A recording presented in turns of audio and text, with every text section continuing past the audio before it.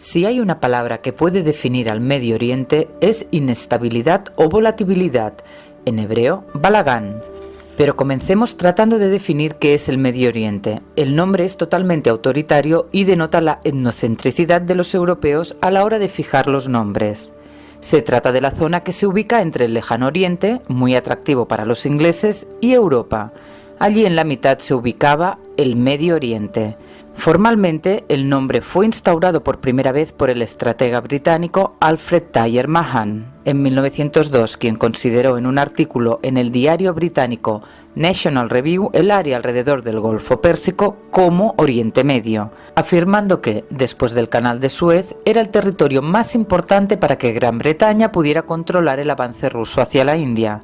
En los años 1930 los británicos establecieron como parte de su ejército el Comando de Oriente Medio, con base en El Cairo. En hebreo, el nombre es Mizrah HaTijon, o el este del Mediterráneo, y en inglés suena Middle East. ¿Quién forma y quién no forma parte del Medio Oriente? Es muy complicado definirlo. Si, por ejemplo, asumiésemos que todos los países árabes son parte del Medio Oriente, entonces cometeríamos el pecado de olvidarnos de países como Turquía o Irán, que no son árabes y que sin duda forman parte del Medio Oriente. Por contrapartida, incluiríamos a países como Marruecos, que difícilmente se vea demasiado involucrado en lo que sucede en la región. En contadas ocasiones, todos estos países que podrían ser considerados como parte de Medio Oriente formaron efectivamente parte de una unidad territorial. De hecho, podríamos señalar claramente dos periodos que sí lo fueron. El primero durante los días de esplendor y expansión de la dinastía Omeya, por el año 750, y una segunda etapa durante la época de mayor expansión del imperio de los turcos otomanos, allá por el siglo XV.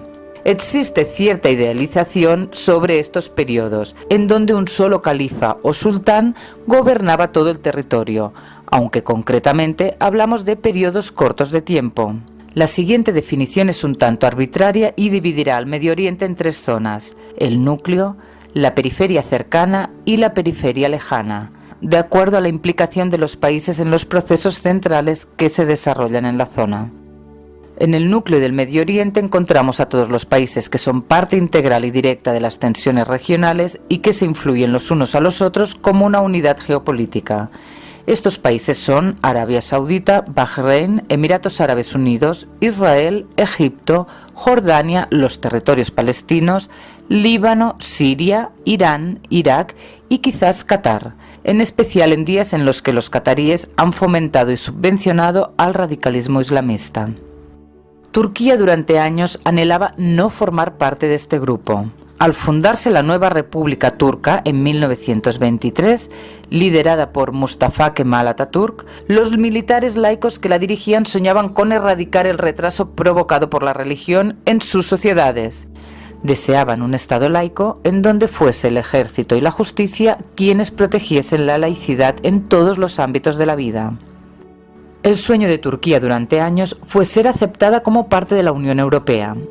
Poco a poco Turquía fue regresando a su naturaleza otomana, en donde la religión juega un papel identitario crucial entre sus ciudadanos.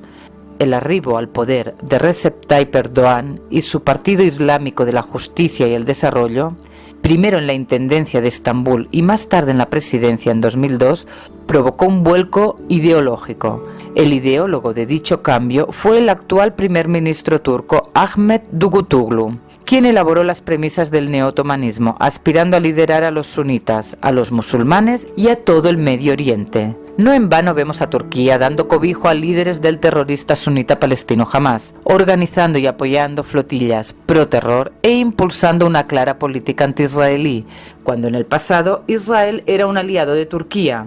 También vemos a Turquía bombardeando a los alawitas de origen chiitas del presidente sirio Assad, o intentando liderar la mal llamada Primavera Árabe desde 2008.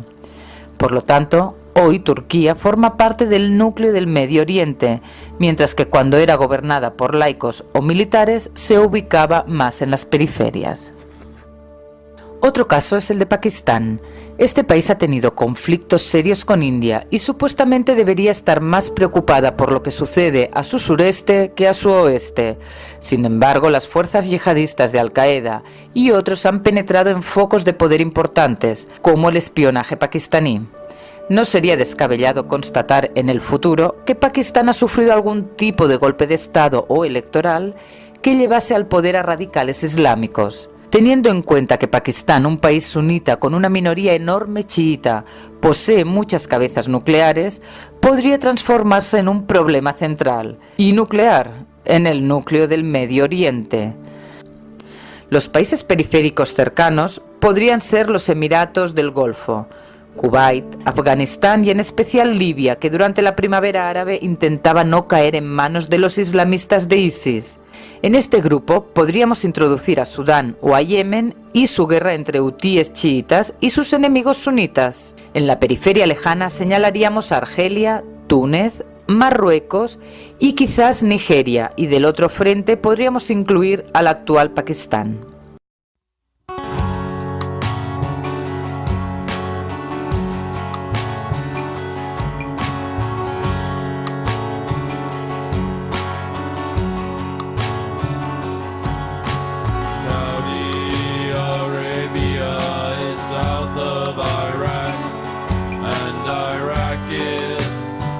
Of Iran, Jordan and Syria, all five are Muslim countries, but their neighbor is Israel, a historic country for the Jewish, Muslim and Christian faiths. It's right next to Egypt and Africa.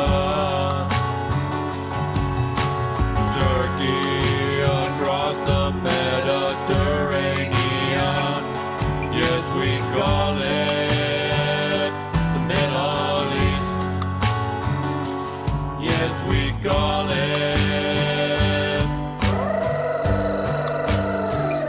the Middle East.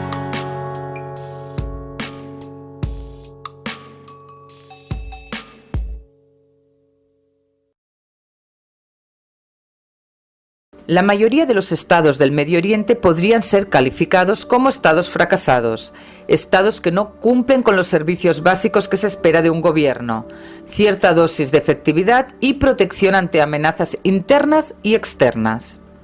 Una de las razones por las cuales han fracasado es por su nacimiento contra natura. El Estado moderno nació de un proceso combinado en donde las influencias de la Revolución Francesa y norteamericana elevaron el estatus y la confianza en la inteligencia del individuo, mientras la Revolución Industrial confeccionó esa clase media indispensable para crear una democracia estable. Las revoluciones desarrollaron una conciencia nacional y tras dicha conciencia se establecieron los estados. En otras palabras, lo normal fue que primero las personas asumiesen que formaban parte de una unidad nacional, un pueblo con una cultura, idioma, herencia, etnia similar, y luego procediesen a conformar una identidad política autónoma e independiente. Lo mismo podríamos decir de las repúblicas en la América hispana. En el Medio Oriente no se vivió ni la Revolución Francesa ni la Industrial. Es por eso que especialistas en la región, como Bernard Lewis, sugirieron olvidarse de tratar de imponer una democracia a la europea, sino conformarse con una en donde líderes de clanes o etnias, jamulas, se pusiesen de acuerdo. Aquellos líderes tribales son manifestaciones de la realidad tradicionalista y prerrevolucionaria del Medio Oriente. Las potencias occidentales comenzaron a influir en el Medio Oriente carcomiendo terrenos del antiguo Imperio Otomano. El derrumbe de dicho imperio musulmán se produjo con mucha fuerza durante el siglo XIX, llegando a un punto en el que los otomanos eran calificados cínicamente como el hombre enfermo sobre la costa del Bósforo. Hasta la Primera Guerra Mundial, la influencia de las potencias occidentales se hacía sentir sobre el Imperio Otomano. La aliada Alemania influía políticamente aspirando a crear un imperio propio y desde el suroeste lo veíamos con la penetración de países como Francia y especialmente Gran Bretaña, con su fuerte base en Egipto. La apertura del canal de Suez, la compra de las acciones de la misma por los británicos y el establecimiento de la frontera entre los otomanos y Egipto, es decir, Gran Bretaña, en 1906 definieron que en cuestión de años todos entendían que el hombre enfermo del Bósforo iba a terminar muriendo. Durante la Primera Guerra Mundial, las potencias aliadas, Francia, Gran Bretaña y Rusia, decidieron establecer un acuerdo secreto para dividirse el Medio Oriente tras la muerte del Imperio Otomano. El acuerdo se firmó en mayo de 1916 y se conoce como Sykes-Picot, en honor a los ingleses y franceses firmantes. Nos enteramos del acuerdo secreto por culpa de los soviéticos, que tras la revolución en Rusia en 1918 descubrieron al mundo las miserias del imperialismo, como el acuerdo Sykes-Picot.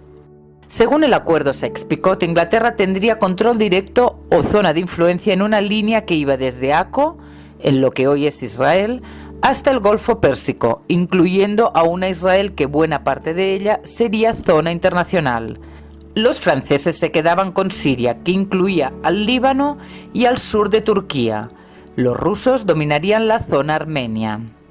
Tras la guerra, al tomar control sobre los territorios acordados en Sykes-Picot, las potencias occidentales forjaron alianzas con líderes de clanes o jeques con poder, asignándoles territorios sin cotejar las realidades étnico-religiosas, creando así estados artificiales, con reyes que eran aliados directos de estas mismas potencias. Fíjense en las líneas rectas del Medio Oriente, frente a las fronteras sinuosas y disputadas en América del Sur o en Europa. Cuando una persona detecta fronteras rectas como en África o Medio Oriente, deberían encenderles las alarmas gritando «imperialismos, imperialismos, imperialismos». En la zona que ahora volvía a ser llamada como Palestina, ya que ni los mamelucos ni los otomanos la llamaban así, los británicos apoyaron a un movimiento que ya había nacido antes de la toma del poder de los británicos, el movimiento sionista. Por decisión de la Liga de las Naciones, en la Conferencia de San Remo en 1920, se estableció en Palestina un mandato británico que debía ayudar a los locales a establecer su independencia, asegurar el establecimiento de un hogar nacional judío y salvaguardar los derechos civiles y religiosos de todos los habitantes de Palestina. Más tarde los británicos se arrepintieron y se preocuparon por imponer una política de divide y gobierna. Hay que tener en cuenta que la identidad nacional del pueblo judío existía mucho antes que los británicos y los europeos en general dejasen de ser tribus y clanes que hablaban lenguas parecidas. Muy diferente, por ejemplo, fue lo que hicieron en Arabia Saudita, donde con el apoyo de Inglaterra llegó al poder uno de los clanes más fuertes, la familia Saud, liderada por Abdel Aziz ibn Saud, en detrimento de otros clanes como la familia Hussein de la Meca. Los Saud expulsaron a estos Hussein de la Meca y crearon un enorme reino rico en petróleo que hoy conocemos como Arabia Saudita. Más surrealista aún fue la creación del reino hashemita de Jordania. Los hijos de Hussein de la Meca eran aliados de Gran Bretaña. A ellos les habían prometido un reino propio a cambio de rebelarse contra los otomanos durante la Primera Guerra Mundial. Se trata de las cartas MacMahon-Hussein. Uno de los hijos de Hussein, Faisal, fue coronado momentáneamente en Siria por la potencia que conquistó de los otomanos tal región, Gran Bretaña. Los franceses protestaron argumentando que eso no era lo que se había acordado en Sykes-Picot. Esta zona debía quedar bajo la influencia francesa, y Faisal Husseini era pro-británico. A los británicos no les quedó otra que retirar de Siria a Faisal, inventándose un país en donde sería coronado rey, pero esta vez en un territorio bajo su influencia, Irak. El hermano del deportado y recoronado Faisal, un tal Abdallah, estaba disconforme por lo que había sucedido, iniciando una serie de pleitos y reyertas en el norte del terreno, dominado por Gran Bretaña, pegadito a la zona francesa. Por esos días es cuando se produce el incidente en Tel Hai, en donde Joseph Trumpeldor y otros 7 judíos pierden la vida al permitir que soldados árabes fieles a Abdallah entrasen en Tel Hai en busca de franceses.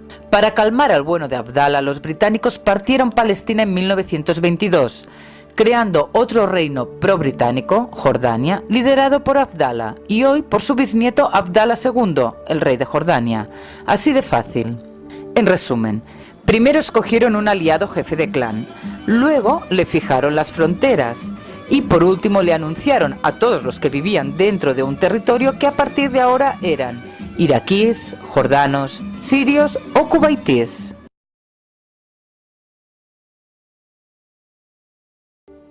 Una persona que observa desde afuera el Medio Oriente puede llegar a pensar que se trata de una zona muy homogénea, en donde allí todos, por ejemplo, son árabes. ¿Qué significa ser árabe? En el Medio Oriente de los años 50 hasta los 70, ser árabe era una etiqueta identificaria muy importante. Más aún, Gamal Abdel Nasser, el mítico presidente de Egipto desde 1954 a 1970, impulsó vehementemente la idea de que todos los árabes eran una gran nación sin fronteras y que debían expulsar a los extranjeros. Su línea ideológica se llamaba panarabismo. En 1945 se fundó una organización para representar y fomentar los intereses comunes a los 22 países árabes que la conforman hoy. Se trata de la Liga Árabe. Ser árabe es originalmente una persona natural de la península arábiga y otros territorios circundantes de lengua árabe, o alguien de este origen. En otras palabras, si una persona habla árabe, es árabe. Unos 450 millones de personas del Medio Oriente hablan árabe, pero hay diferentes grupos étnicos nacionales que hablan otros idiomas. Por ejemplo, en el centro del Medio Oriente existe un país llamado Israel, en donde 8,5 millones de personas hablan hebreo. Más al norte asciende una potencia regional no árabe con sus 75 millones que habla turco.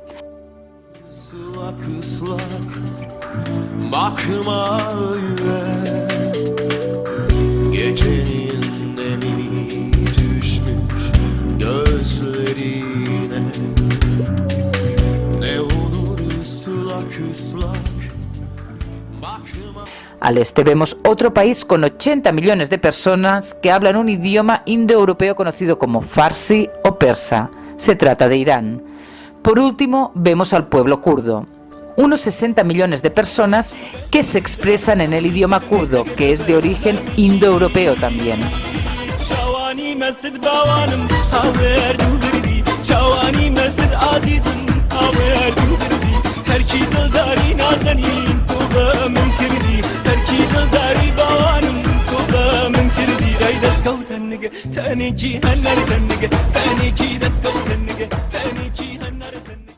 Unos 450 millones de personas hablan árabe en el Medio Oriente y más de 220 no lo hablan. Fuera de eso, existe un árabe oficial y literario, que es solo uno, pero que no todas las personas en el Medio Oriente lo conocen. Paralelamente está el árabe dialectal, que son una multitud de variedades coloquiales locales del árabe. Las variedades habladas son muy distintas entre sí, de modo que la intercomprensión resulta difícil en muchos casos.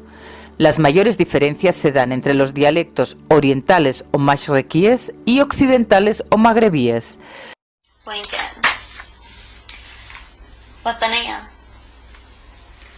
Blanket. Haram. ايه حرام حرام. حرام لعبة. لعبة لعبة. لعبة سوري حاجة مدرسة مدرسة. Listen to me now. Okay, it's the same thing, I understand, but madrasa. Here, let me teach you. Say it. مدرسة. مدرسة. Like, why do you مدرسة. مدرسة. مدرسة. Por ende, puede que alguien que habla árabe argelino no logre entender lo que habla un árabe yemení.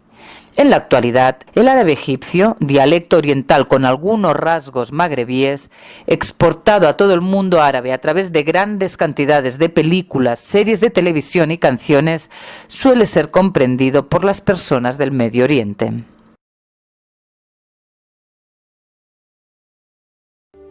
Desde el punto de vista religioso, tampoco podemos hablar de una región homogénea. En medio de un mar de países musulmanes aparece Israel con una mayoría del 80% que son judíos. El hecho que la religión dominante sea el Islam tampoco nos indica mucha homogeneidad. El mundo musulmán se divide en 4 familias, 2 de las cuales son las más importantes y conocidas, los sunitas y los chiitas. Los sunitas son la mayoría del Islam, el 85% de los casi 1.600 millones de almas. Creen en las enseñanzas del Corán y en las tradiciones y leyes que se desprenden de la vida de Mahoma, los hadices. Los musulmanes sunitas cumplen las 5 premisas del Islam: la shahada o declaración de fe, el rezo 5 veces al día, la peregrinación a la Meca una vez en la vida, las acciones de beneficencia y el ayuno durante el mes sagrado de Ramadán. Cuando fallece Mahoma, en el año 632, el profeta del Islam no explica quién debe gobernar la religión. Los seguidores más cercanos deciden nombrar sucesores a sus suegros, los mismos que le habían seguido desde los primeros días del Islam.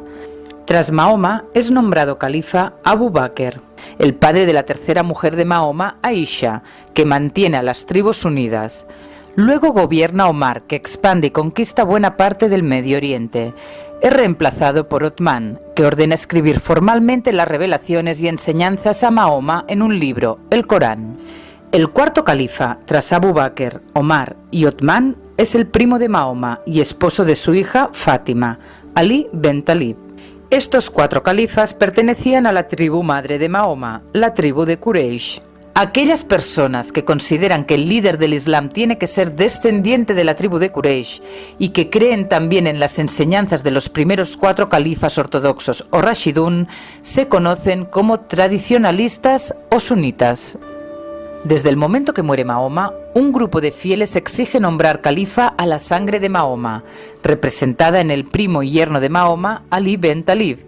Ali es nombrado solamente en 4.º lugar, y al poco tiempo de ser nombrado, se levanta en su contra el gobernante de Damasco, que era sobrino del tercer califa, Othman. Los tradicionalistas o sunitas siguen a Muawiyah de Damasco, mientras que los seguidores de Ali ben Talib se los conoce como fracción Ali o Shiat Ali, los chiitas. En otras palabras, hay muchos líderes en el Islam sunita, algunos moderados y otros no. Todos respetan a Mahoma, al Corán, a los Rashidun y son descendientes de la tribu de Quraysh. Entre los chiitas existe una función de liderazgo único y centralizado personificado en la figura del imam. El segundo de ellos, tras Mahoma, fue Ali ben Talib. El término, aparte de referirse al guía de una comunidad, es el título que ostentaban los jefes supremos de toda la comunidad chiita, el equivalente al califa suní. Cargo hereditario cuyo último representante, Muhammad al-Mahdi, según la tradición, desapareció en el año 873 y vive desde entonces oculto, al-Mahdi o imán oculto, rigiendo desde la sombra los destinos de la comunidad, creencia sostenida por la mayor parte de los chiitas denominados imamíes. El imanato es uno de los pilares del chiismo, que le aparta de la interpretación mayoritaria del Islam en la que todos los creyentes son iguales ante Dios. Para los chiitas, Dios no puede admitir que el hombre camine hacia su perdición y por ello envió a los profetas para guiarle. El imam es infalible y debe ser descendiente directo de la sangre de Mahoma. Hussein, el tercer imán, era hijo de Ali y de una de las hijas del profeta, Fátima. Sin embargo, dado que el imán está oculto, los miembros de la comunidad son libres de adoptar la actitud que deseen respecto al poder terrenal existente. En la actualidad, el líder supremo de estos chiitas gobierna Irán y se llama Ali Khamenei. Su predecesor era el Ayatollah Khomeini. Podemos encontrar grandes concentraciones de chiitas en el sur de Irak, en donde los musulmanes representan el 85% de los habitantes de este país. 55% de los musulmanes son chiitas, tienen una cercanía obvia con Irán y tras la caída del dictador Saddam Hussein, sunita, los chiitas obtuvieron el poder en las elecciones parlamentarias libres, comenzando a ahuyentar a los sunitas del poder. Los sunitas decidieron rebelarse, liderados por líderes radicales y apoyados por exgenerales de Saddam Hussein. Estamos hablando de ISIS. En el sur del Líbano también vemos grandes cantidades de chiitas, que representan el 30% de la población de aquel país, pero que cuentan con un ejército propio financiado, armado y entrenado por Irán, Hezbollah. El país chiita Irán, en donde el 95% de la población es chiita, también instiga levantamientos contra los sunitas en otras partes del Medio Oriente, como por ejemplo a los chiitas hutíes en Yemen, o incentivando a los chiitas, que son una amplia mayoría, en Bahrein. Los chiitas en Bahrein son entre el 75 al 80%, aunque en este país gobiernan sunitas prosauditas. La teología de chiitas contiene 5 principios de la religión, 3 de los cuales son similares o parecidos a los sunitas. La diferencia fundamental está en la imamah, que significa el liderazgo y la tutela, ya sean en los asuntos religiosos o mundanales sobre las personas en sucesión al profeta del Islam. Para los sunitas, esta concepción es ajena, ya que sostienen el concepto de adoración directa de Alá, sin intermediarios. El imam, desde su punto de vista, es una figura religiosa ordinaria. La importancia que los chiitas conceden al papel de los imames y Ali pondría en duda el lugar del propio profeta Mahoma, afirman los sunitas. Por ello, los sunitas creen que los chiitas se permitieron introducir en el Islam innovaciones indebidas. Además del Corán, los sunitas reconocen la Sunna, las tradiciones del profeta escritas en los libros de hadices, mientras que los chiitas creen en las premisas del Akhbar, noticias sobre el profeta. La mezquita Masjid el-Haram en la Meca, la mezquita del profeta en Medina y la mezquita del Aqsa en la explanada de las mezquitas de Jerusalén son los 3 destinos sagrados de peregrinaje para los sunitas. Los chiitas, además, peregrinan también al mausoleo del imam Hussein en la ciudad de Kurbala, en Irak. Una tercera familia dentro del Islam es el jariyismo. La palabra jariyí significa el que se sale. En el año 657 se estaban por enfrentar en el combate el líder sunita y omeya, Muawiyah, frente a las tropas de Ali ben Talib, en el campo de batalla de Sifín. Tras un arbitraje, ambos bandos desistieron combatir. Dentro de las fuerzas de Ali, un grupo decidió que la guerra debía ser santa y el enfrentamiento se debía producir. Este grupo conformó el jariyismo. A diferencia de los sunitas, que consideraban que el califa debía ser un árabe varón, miembro de la tribu de Quraysh, o los chiitas, que consideraban que debía de ser Ali ben Talib o un descendiente suyo, los jariyistas consideraban que la dignidad califal emana de la comunidad, que debe elegir libremente al más digno, aunque sea un esclavo negro. Para ellos, el musulmán que se aparta de la ley deja de ser musulmán, y si es califa debe ser destituido. Fue un jariyista, Abed al-Rahman ibn Mulham, quien asesinó a Ali ben Talib en el año 661. Su rigor, en lo que al cumplimiento de los preceptos del Islam se refiere, se balancea según la corriente dentro del jariyismo con una gran tolerancia hacia las otras religiones. La rama moderada o ibadíes son el 75% de la población de Omán, un sultanato que es el único gobernado por el jariyismo. La cuarta rama del Islam son los sufistas. El término sufismo se refiere a la espiritualidad y mística islámica denominada en árabe tasawuf al-islami, es decir, aquella faceta, conocimientos, métodos, formas y ritos que se han dedicado a las cuestiones del espíritu, la purificación del alma, la metafísica, a la interpretación interior de los preceptos islámicos, a la relación de Dios con el cosmos. El sufismo se formó en el siglo VIII, entre un grupo pequeño de fieles musulmanes que vestían ropas blancas para resaltar su pureza. La palabra lana se dice suf, aunque hay quienes asocian la palabra sufista como un derivado de safawa, los elegidos. Se puede resumir el sufismo como la rendición a Alá con amor. En general, radicales islámicos critican duramente a los sufistas y los consideran muchas veces como no musulmanes. El Medio Oriente es principalmente musulmán, pero como vimos, no todos los musulmanes son iguales. Peor aún, para más complejidad, dentro de las grandes ramas del Islam hay subescuelas que enseñan premisas teológicas o prácticas diversas, y a veces enfrentadas. Dentro del Islam sunita tenemos 2 grandes escuelas que son especialmente radicales. Una de ellas es el hanbalismo, que son el 15% del Islam sunita, que es una madhab, escuela jurídica, cuyo origen se atribuye al imán Ahmad ibn al-Hanbal en Bagdad, entre los años 780 y 855. El hanbalismo se oponía de forma radical a cualquier forma de intromisión de la razón humana en la interpretación de las fuentes primarias del Islam, el Corán y la Sunna, tradición. Dentro de esta escuela de pensamiento ha surgido el wahabismo y otras filosofías representadas en los más conocidos movimientos terroristas islámicos como Al-Qaeda. La escuela se ha extendido con fuerza por Qatar y por el oeste de Arabia Saudita.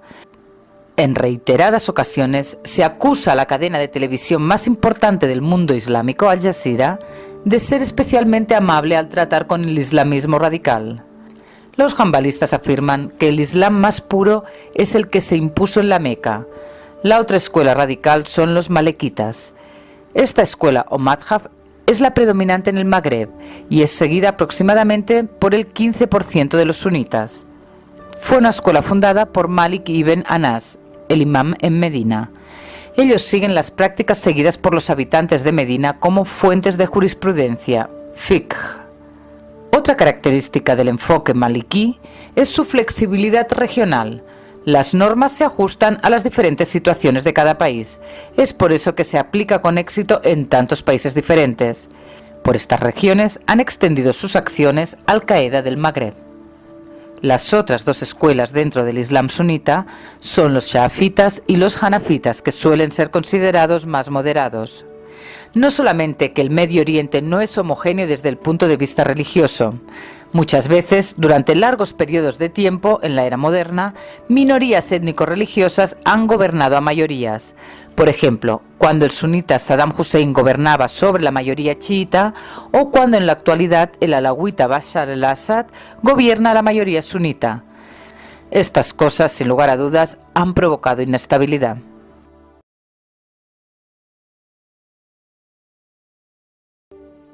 Uno de los principales problemas en Medio Oriente es que al haber partido artificialmente el territorio, muchos países tienen exigencias irredentistas sobre zonas que consideran suyas. Un ejemplo es el caso de Irak de Saddam Hussein, que argumentaba, con razón, que Kuwait había sido separada por las potencias en 1961 para conformar un reino dotado de grandes reservas de petróleo a costa de los iraquíes. Otro ejemplo es el de Siria, que ha argumentado durante décadas que el Líbano, Jordania e Israel eran parte de la antigua provincia de Siria y por lo tanto la Siria Grande comprendía todos estos países. Irak e Irán se enfrentaron en una guerra desde 1980 a 1988, ya que el presidente de Irak, Saddam Hussein, deseaba reconquistar Shat el-Arab y la provincia iraní de Juzestán para Irak. Turquía y Siria, o Egipto y Sudán, son otros ejemplos de cientos de crisis bélicas por diferencias fronterizas. La partición artificial ha creado también fracturas en pueblos completos que han quedado dispersos ilógicamente en distintos lados de las fronteras. El caso más duro es el de los kurdos, que han quedado divididos en 4 países: Irak, Siria, Turquía e Irán. Una guerra como la de Irán-Irak podía provocar la surrealista situación que un kurdo iraquí tuviese que enfrentarse con un familiar kurdo iraní. El kurdo de Siria podría preguntarse, en tanto, ¿a quién le debo fidelidad? ¿Al gobierno central de Assad o al líder de mi pueblo kurdo?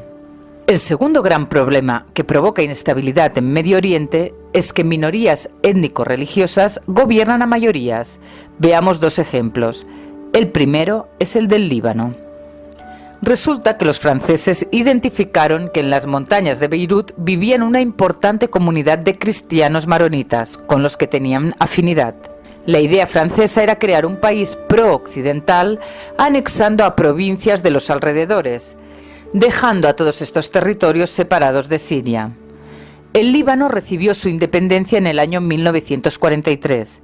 Por ley, el cargo de presidente de la República debe ser ocupado siempre por un cristiano maronita, que eran un 55% de la población, el de primer ministro por un sunita y el de presidente de la Asamblea de Representantes por un chiita, con el fin de que ninguna minoría del país quedase discriminada por el gobierno.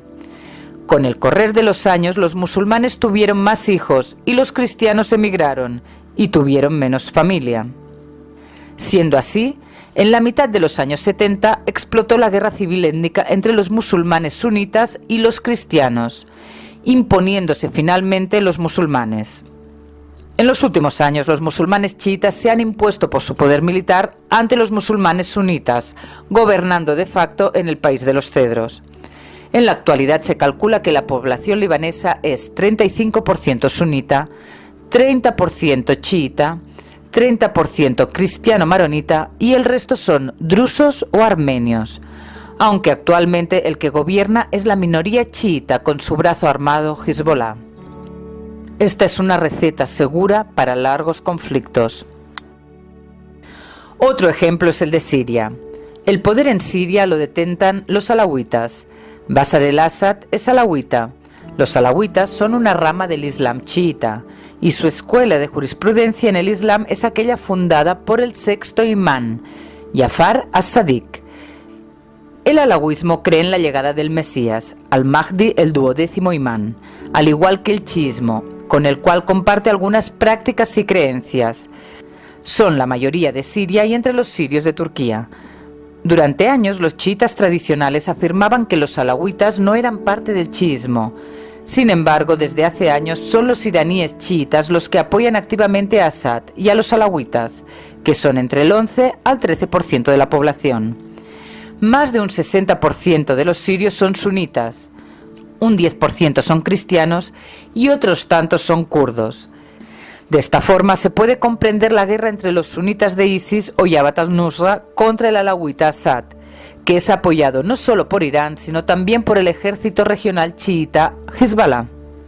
Saddam Hussein en Irak gobernó durante años al país de Irak. Él era sunita y gobernaba a la mayoría que era chiita y a la población kurda. Algo parecido podríamos decir sobre el rey de Jordania, que pertenece a la minoría beduina hashimita cuando la mayoría de la población es de origen palestino. Un país con amplia mayoría chiita, pero cuyo gobierno es sunita, es Bahrein. El tercer gran problema de los países del Medio Oriente es su falta de democracia o de un sistema que brinde estabilidad nacional. Debemos recordar que los países democráticos suelen disfrutar de mayores periodos de estabilidad y suelen evitar enfrentamientos bélicos con sus vecinos. De hecho, desde la Segunda Guerra Mundial no han existido conflictos bélicos entre países democráticos. La guerra siempre ha sido entre dos países no democráticos o entre uno que lo es y el otro que no. En un país democrático o poliárquico, el gobierno disfruta de 4 a 6 años para establecer una política nacional. Si el votante no aprecia los logros del gobierno, escoge a otro en futuras elecciones. Un gobierno no democrático o no poliárquico necesita conseguir legitimidad diariamente. Para lograr algo así suele utilizar 3 tácticas. La primera es simplemente asesinar y perseguir a la oposición. El anterior presidente de Siria, Hafez el-Assad, padre del actual criminal de guerra de Damasco, asesinó unos 25.000 hermanos musulmanes en la ciudad de Hamma en 1982. El rey de Jordania, Hussein, asesinó 10.000 palestinos en sus campamentos de refugiados en el Septiembre Negro de 1970. Saddam Hussein realizó un genocidio durante la operación Al-Anfal que comenzó en 1986 y duró hasta 1989. La campaña Al-Anfal incluyó el uso de bombardeos aéreos, destrucción sistemática de ciudades, deportaciones en masa, pelotones de fusilamiento y la guerra química que le valió al primo de Saddam Hussein, al-Mahdi, el apodo de Ali el Químico. Los ataques fueron parte de una campaña de larga duración que destruyó aproximadamente 4.500 aldeas kurdas en zonas del norte de Irak, y se estima que desplazaron por lo menos a 1 millón de habitantes de los 3,5 millones de kurdos. Amnistía Internacional recogió los nombres de más de 17.000 personas que habían desaparecido durante 1988. Según los fiscales iraquíes, cerca de 182.000 personas fueron asesinadas. Otra táctica para mantenerse en el poder en países no democráticos es llevar a cabo una política de soft state, en donde el Estado contrata a muchas personas en la administración pública para mantenerse en el poder comprando el apoyo popular. En países como Siria, la Autoridad Palestina o Egipto se puede observar este patrón con suma facilidad. El problema central es que cuando un país es petrolero como Arabia Saudita o Qatar, puede darse el lujo de gastar dinero en mantener la gente aplacada. Otros no petroleros son más inestables en este punto. La tercera técnica que usa un gobierno no democrático para mantenerse en el poder es volcar la atención sobre un enemigo imaginario o conocido, lo que se conoce habitualmente como un chivo expiatorio. Por ejemplo, muchos países musulmanes, gobiernos e individuos se han inventado la ridiculez que ISIS fue inventado por Israel para no asumir los serios problemas que tienen internos entre musulmanes. Lo mismo ocurre en la Autoridad Palestina, en donde siempre toda la culpa de su ineficaz y corrupto gobierno es de Israel y su ocupación. Durante años, Israel ha sido el blanco preferido para los chivos expiatorios. اليوم ما تقوم به كل هذه العصابات الإجرامية من داعش إلى جبهة النصرة إلى أحرار الشام إلى كل هذه المسميات الإسلامية حتى ليست بإسرائيلية إنما هي بتلمودية حقيقية. وما ظهر من إعدام أو حرق الطيار الأردني يوضح تماما وحشية الكيان الصهيوني والتلمودية في التاريخ التي تعلم وتزعم من خلال مبادئها أن الرب لا يشبع إلا من الدم وهم الذين قاموا سابقا بعجن فطيرة دم الإنسان وأكلها. واليوم تماما هذا ما يحدث في سوريا بكل أسف. Cada 2 años la revista The Economist publica una respetada encuesta sobre los niveles de poliarquía y democracia en el mundo. La única democracia en el Medio Oriente es Israel, y frente a ella se ubican estos países que son híbridos. Pueden llegar a haber elecciones, pero no hay democracia, y todos estos estados que son totalitarios. Arabia Saudita es uno de los estados más totalitarios del mundo, superado por poco por Corea del Norte. Perseguir y hasta matar a enemigos, gastar dinero público para ganar legitimidad y echarle la culpa a otros son técnicas también utilizadas en otros continentes e incluso en países más democráticos. En América Hispana recibimos los siguientes datos sobre los niveles de democracia.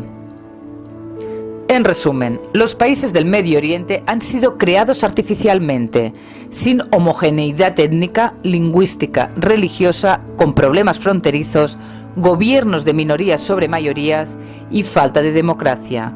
Sin dudas, Medio Oriente es un polvorín.